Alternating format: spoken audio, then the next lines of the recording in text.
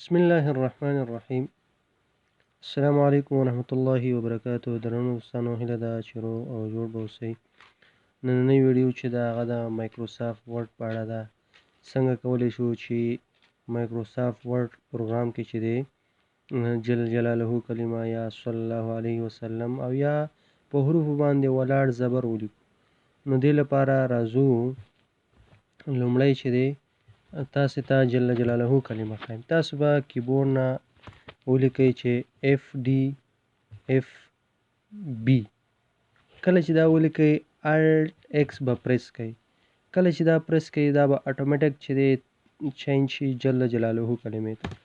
همدارنګه که کیبورډ نه تاسو ولیکئ اف ډي اف ای او الټ ایکس پریس کړئ نو دا به صلی الله علیه وسلم کلمې ته چینج شي.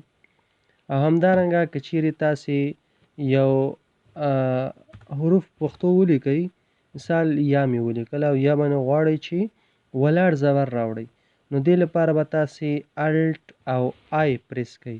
الټ آی سره به ولاړ زبر راشي. نو هیله ده دوستانو چې ویډیو مو خوښه شوې وي، چینل سبسکرایب کړئ او دوستانو سره یې شیر کړئ. مننه.